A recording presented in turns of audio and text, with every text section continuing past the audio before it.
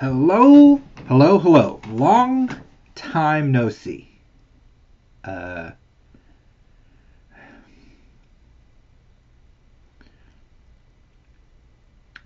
Hello, people. Let's talk about Into the Stars. Now, I didn't write the author's name here in my notes. I'm sure I'll have it on a ye old screen in a second. But I kind of have a feeling this might be my first AI book. It's very okay. Let's get into it. It's very strange. Well, I guess first, let's just talk about, AI books in general. Personally, I don't care. I really don't. If AI can give me Dune or Lord of the Rings, I'm going to read that book and I'm going to enjoy it. I never met J.R.R. Tolkien or Frank Herbert. They're having a human having done that doesn't change the words that I read and the order that they're in, if that makes any sense. So personally, I don't care if an AI, takes over this whole rigmarole here. This, so that's where, that's my stance, I guess. But this AI, if it's an AI, I guess I'm throwing an accusation around, but I kind of think that it is. Okay,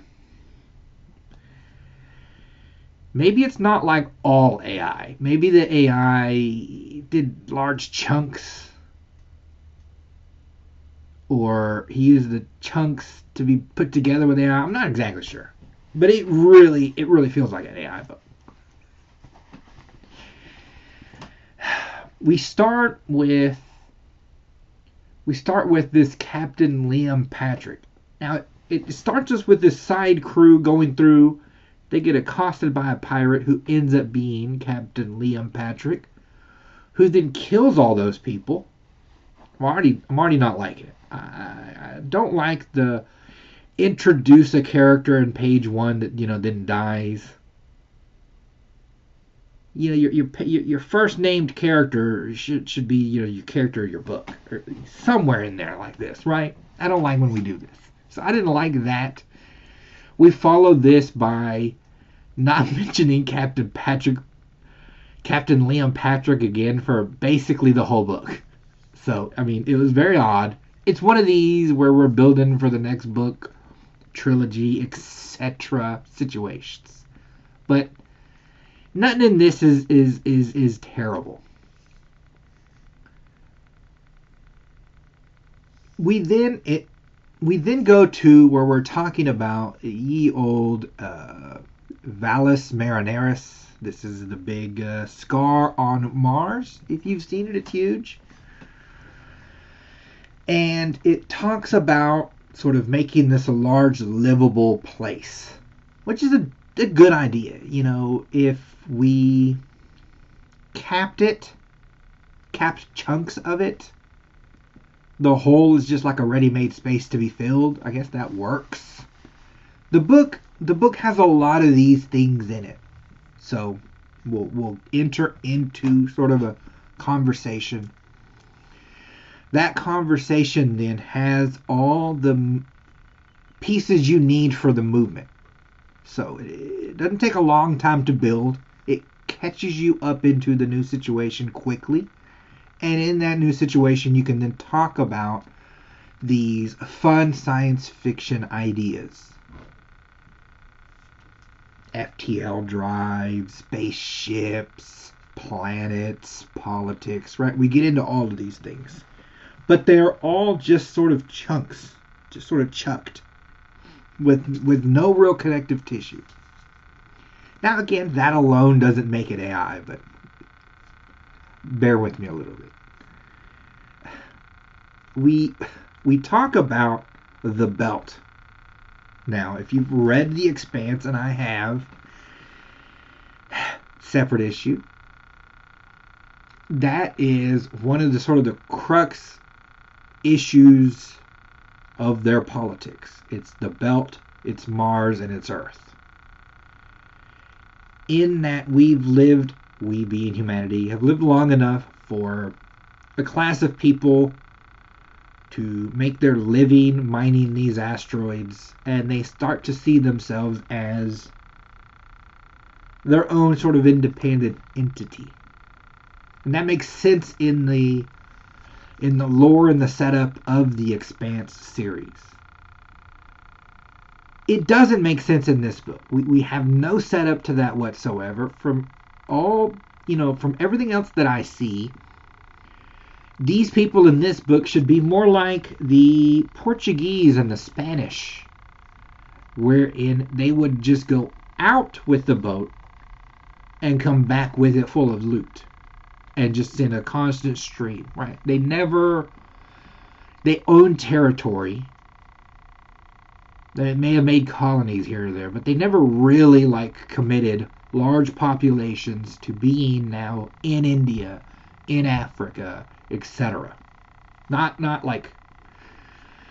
in such a scale that they would then start to think themselves like, I'm my own person. So when these countries, when history, boiled out and these countries rebelled, they just became themselves. All the Spanish people or the Portuguese I'm going to go back to Portugal because that's where I want to be. It's the mindset of where you actually want to be. The British colonies in America wanted to be American. Well, technically they wanted to be British. I think you know what I'm saying. So there's a build-up you can have that would make it work. This book doesn't have that build-up, and or its tech doesn't support it, and yet it wants to use the term the belt. And if you're running an AI, that term might come up a lot because The Expanse is a very popular series. You see what I'm saying? You see where I'm getting? And it's sort of shoehorned into the story. The same with DARPA, with Musk Industries, with Blue Origin. These are sort of the tech things that are running this universe. And I'm like, well, that's close to now. And then later we have FTL drives and ships that can really go deep into space. And I'm like, well, that's further in the future. And it doesn't ever really seem to care about the incongruence of it. They're like, well, I'm going to just use this word here, and I'm going to just throw that there, and we're going to have these little internal robotics. And I'm like, what kind of tech tree do you have? How does that tech tree speak to the overall world? Speak to the time that they're in? And what was that amount of time meaning? I'm not going to worry about that. Such is what this book says. And it's all these things and all the way it's chucked together, which makes me feel like it's kind of AI-y. I don't know. It's very... I think you'd think the same thing if you read it. Like I said, though, when you're in the points, they're fun enough. I wasn't bored reading the book. It was just odd. It would have odd cutoffs.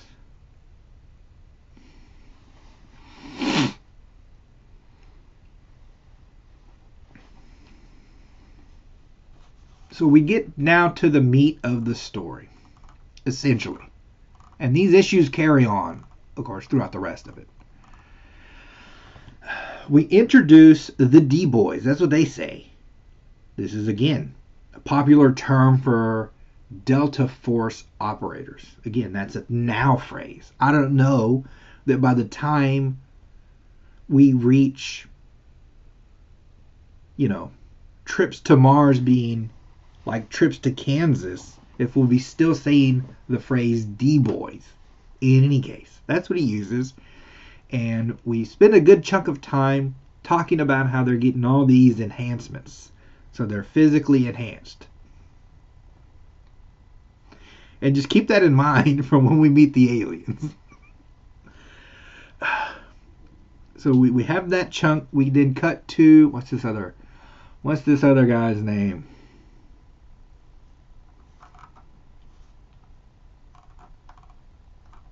Captain Miles Hunt. Captain Miles Hunt is supposed to be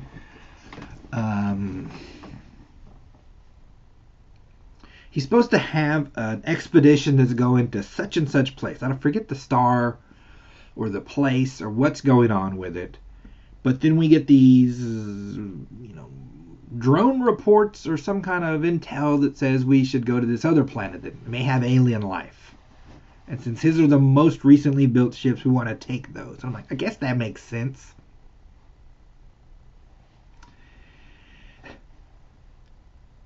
But then they're like, well, we have to refurbish the ships with this new engine. I'm like, that part doesn't. I mean, these ships are built around the pieces that are inside of them. A. B. I'm not sure that if we're at the stage where we're building a lot of spaceships, that we don't pre-build the first contact ship and crew protocol or whatever it is. They don't seem to have this. They're going very, fly by wire here. In any case, that's what they do. They scramble this crew together. They send one warship and one exploration ship. I guess it can't be the same ship. They do some kind of weird false flag in between, but again, that has no bearing on this story. It's another one of these for the sequels, which I'm probably not going to read. In any case, I don't like it. I don't like it chucked in.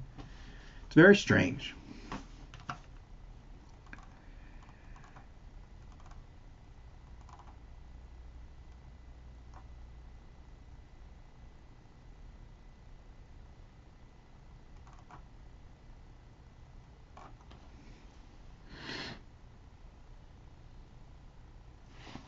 We also just casually interject the fact that we've already had our robot uprising. I think, again, if you're watching this channel and you read books and you know science fiction, you clearly know our future war with the robots is just part of history. It's just part of future history. It's unavoidable.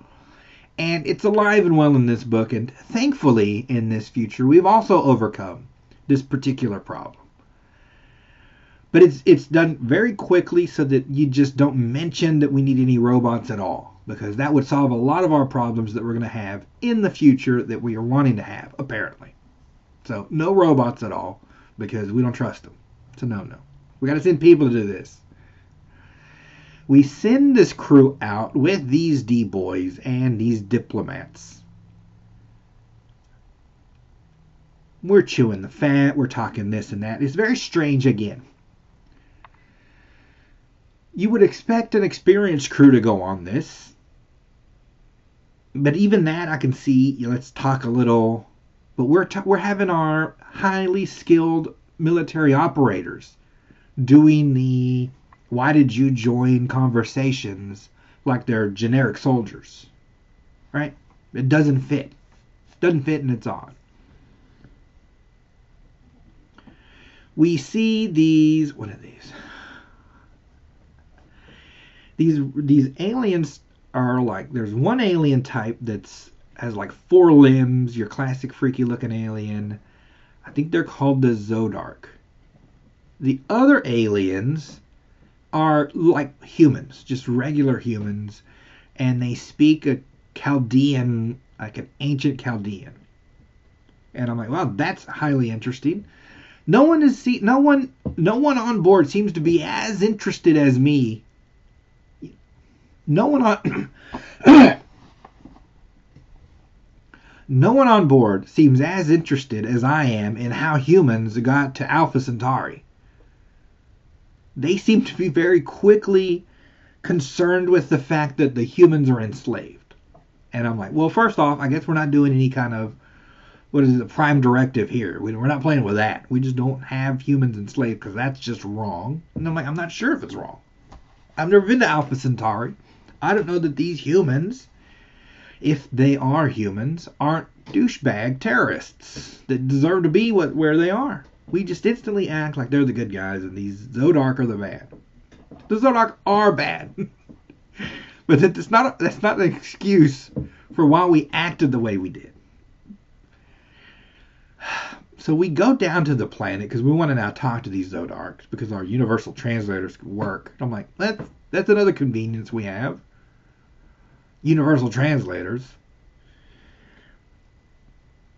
In any case, they work well enough, and they approach the Zodark, and they send a lady and this dude, these diplomats, to, have first contact with these aliens. Could you have trained one of the D-boys who's genetically enhanced to do the old first contact? Could you have put, a microphone in their ears to tell them what to say? I mean, you could have, but that again would have solved problems we want to have, so we didn't do that. So Delta's all around. Their super strength doesn't help them at all. These two diplomats get snatched right in front of them. And then some freaky kind of drones come out and they're like doing battle with this tech. So then our diplomats are getting tortured. And that's another thing. These Zodark are like, where's Earth? Where is your home planet? Show me. I'd like to know. I'm interested. How many ships you got? And for whatever reason, this lady and the dude that she's with are just like super tight-lipped about it. And you're like, well, that's not too hard. I mean, it is hard when the aliens have large claws and they start cutting into you to maintain the secret of where Earth is. Especially since you're just a diplomat and you're not trained to handle torture. Right? Especially also since we haven't had any kind of setup as to Earth secrecy needs to be maintained for any reason. I mean, we just went right to them. Who cares if they know where we are? Just tell them. Maybe they'll come over. Maybe we'll talk to them. Seems to be that's what my government wants. No, not these cats. These cats are instantly, you better be tight-lipped. So much so that the dude dies maintaining the secret. I'm like, okay. And then we just cut away. Right? That's just the end of that. We go back to the ship, and there's a jump cut, essentially, which, again, this book's been doing the whole time. And in it, the diplomat lady got, like, raped by these aliens. It just chucks it in there. Stuff just gets chucked into this book. The alien busts out of his confinement because if there's one thing humans are bad at in any era, it's prisons. We're not known for, building good prisons, apparently. It's just a skill we forget in the future. I don't know. Alien busts out and is just like obsessed with killing the admiral, but then just gets, wasted. Odd. Again, any one of these sort of works, it sinks in your head well enough. It's just disjointed. It's just a disjointed book. We, of course, send more guys. We save a bunch of humans. The human that we saved somehow was like a professor who was also somehow doing a lot of work on, these high propulsion engines on his home planet before he was, captured by the Zodark. He also knows how to build them, and he'll share the tech as soon as, we get them back to Earth, which we're sending them. I'm like, okay, I guess just send the humans back. It's not like we have history of explorers bringing humans in with diseases the other humans don't have. Also, we don't know any truths about them at all. They could just be subversive. They could be shapeshifters for all I know. I just saw four-limbed aliens. I don't know why you're asking these questions. You're crazy.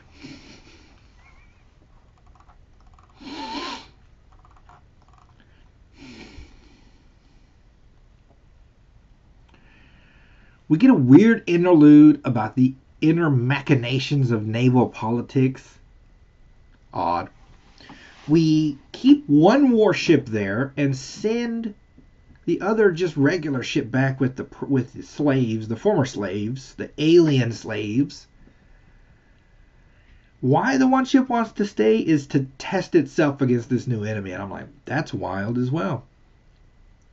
I mean, you testing on them is them also testing on you. And I'm not sure, seeing how they don't know where Earth is, I don't see any reason why we would need to expose our ships at all, especially since it's the only ships that we have. What if it gets captured? What if we lose all that tech? What if they get our star maps? It's also like, it seems more like an army tactic than a naval tactic. Navies don't like to risk their boats at all for anything. Until they have to, then they'll, go ham. Mad respect to the Navy. It's just an odd decision to do, but they do it and they fight, and the guy survives. Our main captain survives and comes back home to his wife. We now understand after this fight that the Zodiac are bad and want to enslave humanity and may, know where Earth is, and they're coming for us. So we have a problem there. Mostly of our own creation, since we didn't send decent diplomats. We then cut back to our pirate, who's been missing basically the whole time. And he's now like rich. Piracy has clearly worked for him, and he's getting slightly interested in the news, so that we're going to have a Han Solo type situation where the rogue bad guy has the street smarts to help our Navy fight off this alien, etc., etc., etc. That's the book. It's a very strange book. It's pieced together weird. I didn't even cover all the little bits, but there's constant little bits that just make you think, like, even the name Zodark. It sounds like, I don't know, it just sounds AI. Like, it's very convenient. I don't mind Z in the name of an alien. It's just all very convenient. Let's just add conveniences. Let's just get through it. Seems like if I had like 6 ideas and I told the AI, make these 6 ideas into a story, this is what might come out. It's not particularly long. I guess if you're bored, it's the equivalent of watching those like bad sci-fi movies to sort of laugh at them a little bit. That's this book. That's what do I call it? That is Into the Stars. What are you going to do? Okay, that's Into the Stars, and these are your lovely ads that you've been missing. Yeah, I think this is a trilogy. I think there's 3 of these. I'm probably not going to read the other 2. I will probably remember this book longer than other better books. It's memorable. I can't lie about that part. There are parts that I will remember. I'm gonna remember the Zodark. Wanting to kill the Admiral for no reason whatsoever. And I'm gonna be honest, I had fun. If you're just, I guess, bored in between books and you want to have fun, it's fun enough. Okay, people, I think I've yapped long enough. I'll talk to you later.